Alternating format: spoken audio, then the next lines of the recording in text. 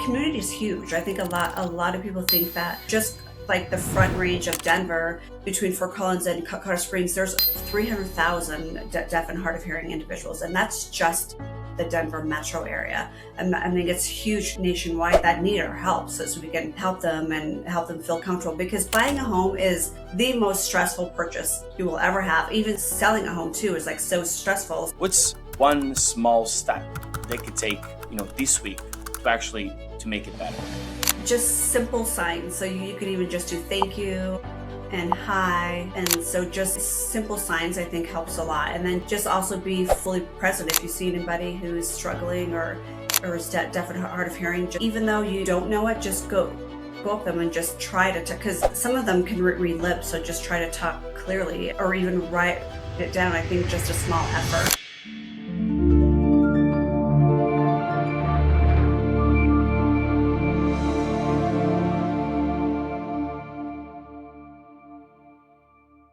Welcome to the Icons of Real Estate podcast. Let's start with something incredible. You have an amazing story in starting at 12 years old when you helped your parents buy a home. You still have 25 years olds that don't even help their parents do nothing. And at 12, look at you. So looking back, what did that moment teach you about advocacy that most agents never learn? I feel like it taught me to be more, to have more empathy towards stressful or any situation, but especially stressful situations. Because when I went in to help my parents with that, well, I wasn't going there to think that I was going to help them. I was just like riding in the car. And then when we got there, they had no interpreter there. So I saw that my parents were struggling understanding like what they were doing with the papers and everything. And so I jumped in and started interpreting for them. And I thought to myself, like, my parents felt like very isolated and not like included. And so I thought to myself, I'm never going to let anybody feel like that again. Yeah, and people, they have their first connection with real estate usually a little bit later, right? If their parents is not a real estate mogul that is coaching you since you're 5 years old, usually real estate, it comes to you at a later stage, even a later career. But did that come to you like when you were 12 and you did this? Was that something of a thought process that this early experience made you then want to be a real estate agent, or was that something that came? I always helped my parents with their finances too, because we always had an interpreter over the phone with any of their finances. So I always loved the finance and real estate side of things. So I'm a teen mom. And so I had to find a job right away. And I thought to myself, well, I'm just going to go right into real estate in the finance world, because that's what I've always known, because I've done it since I was little, helping my parents. And so I went straight into real estate, and now it's been 34 years and I've always loved it. Like, I wouldn't even know what to do without it. Nice. Yeah. So you went straight into it. Awesome. And yeah, like we see the interpreters. Like if you go to a concert, if you're looking at Saturday Night Live, there's the concerts there, there's the interpreters there. Like when it comes to even entertainment, but people forget about basic services, right? Like even or basic needs, even going to the supermarket or any other activity. Like how was that growing up, that you always had to be there for your parents? Well, especially like with the grocery store, a lot of like deaf and hard of hearing people, like they can't find anything, and then they'll like ask for help. And I feel like a lot of people feel like they it's outside of their box, so they don't ever like try to help. They'll try to find somebody else, but you could just do simple gestures, like take out your cell phone and type on there just to show them what they want, because I think just helping them and making them feel inclusive is a huge thing, especially for that community. Yeah, and it's a simple thing. Sometimes people, they're even, I don't know, like somewhat embarrassed, like they don't want to deal with this. It's crazy. Exactly. And it's like, it's not and you don't have to be perfect by any means, but if you just give the effort and just try, I think that's huge on anything, not just the deaf and hard of hearing world. Yeah, just try. I heard that's your motto as well. Yes, it is. That is my motto. I think, because I think that's all we need to do is just give a little, because just one simple act of kindness can go a long way for anybody. Amen. And yeah, like I like that motto because it goes a little bit maybe outside the main avenue of how real estate mindset is, because we always have, the finance world and the real estate, which is, go and get it, do it, just do Yeah. it. And obviously just try is obviously a softer approach that can go a long way. Yeah, and I think being raised in the deaf and hard of hearing community gave me compassion. So for me, I'm able to listen very well with the people that I'm with or the customers, because I listen to what their needs are and I listen to what they want in a home. And I feel like we try to rush everything. And then if we just try to slow down and just take the moment to listen to what the clients want in a house or how they want to sell their house, I think that's really important. Yeah, it is. Obviously, again, we have this current talks about inclusion, but you're not just aware of it. You've built systems around it. We have the ASL Realty affinity groups, the national networks as well that you're involved. Like, how important and relevant it is for a real estate agent these days to be not just aware, but to actually act upon it. Yeah, exactly. And I think it made me, like, with all the different communities, I think it shaped me as a realtor because it made me realize that a home isn't just about square footage, it's about belonging. And for the deaf community, that might mean like making sure communication with all of us is crystal clear during the process. And then even for the LGBTQ plus clients, it might mean like feeling safe and respected in their neighborhood. For like first time home buyers, it's about patience and education. So I think every client comes with a unique story. That's what makes real estate so rewarding to me. And there's like a lot of agents that they think like this might be a nice to have, like, oh, it'll be nice if I know how to handle this, but they don't see this as a growth driver, right? So it's all like they don't see it as the main priority, or they won't go out of their way Out of the way, to, yeah. to change their way of being, right? But what do you think like is the biggest misconception, holding them back? I think trying to rush, I feel like, especially during the craze that we had, like during 2020 and 2021, I felt like a lot of like agents had just come in and they just thought that it would be like quick money and not like taking care of the actual client and see what they want and what they need. So I feel like people forgot where customer service came from. Yeah, exactly. The more also and more as a salesperson, you're also Yeah. servicing someone, right? It's not just selling. Exactly. And we work for them. Like there are clients, like we work for them. So we need to listen to their needs and understand exactly what they're wanting. Exactly. And ASL Realty. I wanna hear more about it because this is a new topic, and maybe we've had over 600 episodes. We should probably have talking about this before, but of course, better late than never. And like, can you tell us about, because we've heard many different projects, many different initiatives, but like I love this one. Can you tell us about the project and how did it started and how is it going right now? So I like built ASL Realty for a national based real estate referral service. So when the clients contact me and they're not in Colorado or Florida, because I do Colorado and Florida, so I could do those states. When they contact me, I try to find somebody in their area who speaks ASL so they could communicate with them clearly so they understand the process and they feel more comfortable about them, because they were feeling isolated, left out, like an outcast. Because imagine just having somebody talk to you in a different language and you not understanding them and expecting to understand and sign all the papers. So for me, I just wanted to make sure that everybody had their own space for understanding and communication. And is there like a certification that an agent needs to have to be part of that network? Like, how does it work in terms of if an agent right now is listening in Washington Yeah, and wants to join the network, like, how would that work? they would have to be a real estate agent. So you would have to be licensed. You can also, and if you're if you're comfortable talking to the deaf and hard of hearing community and you don't know ASL, but you're like compassionate and to understand to like slow down, like listen to their needs. I always can step in and help like facilitate and interpret if you don't know it, because it's hard to find ASL agents around the country here. And so you can always have interpreters to help too.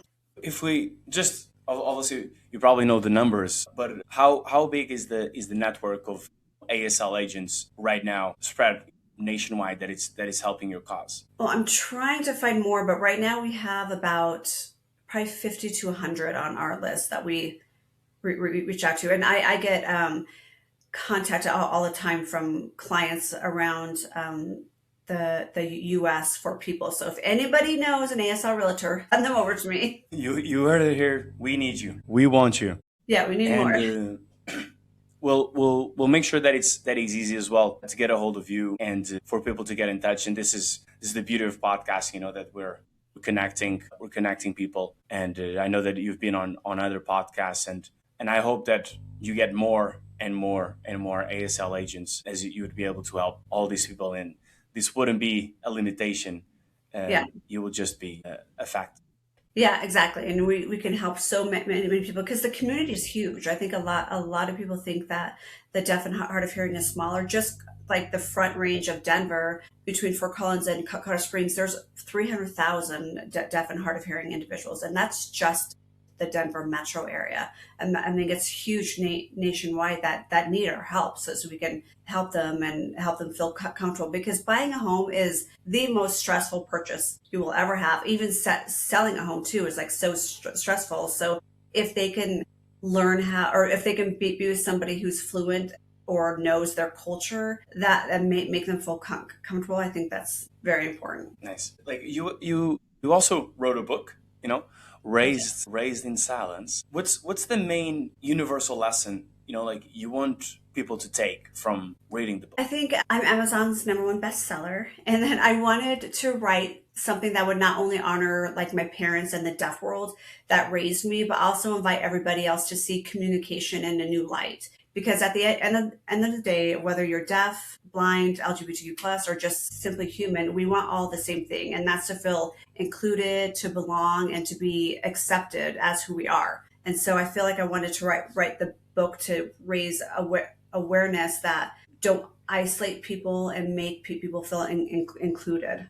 And I mean, I bet obviously when writing, like there's some reflection, right? That's even when why people do journaling and all of that. Was there a moment while writing the book that actually changed the perspective how you looked at even your childhood, or even how you as a leader right now? Yeah, it did. It was amazing writing the book, because I think that a lot of us forget our childhood. And so a lot of like the stories that I had remembered, and I was thinking, I was calling like my sisters and brother. I'm like, oh my gosh, do you remember that time that we had an interpret for my mom, like at the hospital and things like that? So I think that it did. So it made me realize how isolating it can be to be in the deaf and hard of hearing world, and how we don't have a lot of accessibility for them. And so I think that was like my #1 goal, is to build accessibility for them, like the book isn't just for the deaf and hard of hearing community. It's for like leaders, educators. It's just for everybody who wants to belong and try to make people feel inclusive. So I think that the most powerful thing we could do with communication and connecting with other is just to slow down and listen. A lot of us always like put our phones in our face, and we're not looking at people in the eyes. So I think that I just wanted to teach people to be present. Nice, awesome. And A Raised in lot of Silence us is aren't. available on Amazon, right? It's available on all platforms: Amazon, Barnes and Noble, Google, Apple, all those. Awesome. You can't miss it. And one of obviously it's not even a trend, it's just our day to day now. Like AI is getting involved with a lot of things, right? It started by helping us write an email, then it's helping us, do a picture. Now it's helping us do a video. Like as I'm literally not aware, right? And as most people in the audience, but I wouldn't imagine a better person to ask than you. Like, is AI made any movements towards the facilitation of ASL and dealing with? Not yet, but technology has come like a long way. Like when you were saying about the interpreters, like at the music, the Super Bowl, it never used to be like that at all. So now I think that Mhm. we're like raising awareness to know that just the closed captioning, like if you're reading the closed captioning, then you're not seeing like the music or the football thing. So it's so important to have an interpreter there. And I think that a lot of like people didn't realize that, but they are now. But AI has a, because sign language is very visual and it's your body language, it's eye contact, and so it hasn't come like a long way during that. It probably helped kids do their essays, but I'm not sure. Yeah, like I mean, right now it's fast speed. So I'm thinking like any day now, Oh because you yeah, obviously I have think so too. you, you have the meta glasses as well that you can that can detect movement. I'm not one of those geeks, you know. Yeah, I the can't do that technology, part. me neither. But I Yeah, but do know that they have. leave it to the others. Yeah, exactly. But now they have like apps to where if you're with a deaf or hard of hearing person, you can talk into an app, and then the app will actually translate it. And so now it actually Okay. translate Yeah. back and forth, which we never had back then. But now like we have that. So I think technology is coming around. So I think AI will probably have something soon. Nice. Obviously, like most people don't know this, but there's obviously more than one sign language, right? There Um, is, yeah. if you encounter a situation that you obviously you know ASL, you know American Sign Language. If you encounter a situation that the other person, you know, didn't actually know ASL and knew other sign language. So I just last week, in fact. So she was from Mexico, and so she was learning ASL. So she was, but she knows Spanish, English, the Spanish version of sign language, and she's learning ASL. And so I was able to pick up on it just because it was kind of similar. But yeah, that all countries have their own sign language. It's kind of like accents. Yeah, Yeah. and yeah, like I'm like most. I have actually only even found out about this recently as well, and it's most people don't know there is actually Mm, different sign yeah, languages as well. It's exactly. a real challenge. So, like, if an agent is listening today, you know, and obviously now after listening to you, you know, he wants to become more inclusive, and he doesn't have the time or the effort to go and be an expert in ASL and learn the whole language. What's one small step they could take, you know, this week to actually to make it better?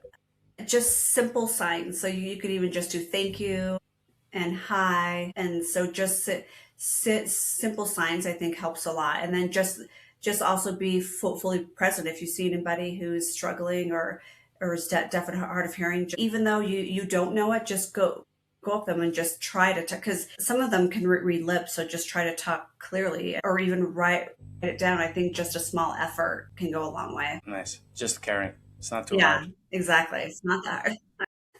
And you again, you've built systems before, you know, and brought up projects. If our audience, you know, is divided between, you know, real estate agents, but also like brokerage leaders and leaders in the real estate space, for any of them, like what is kind of like an internal policy or habit that they should audit or implement to really build, you know, an inclusive culture?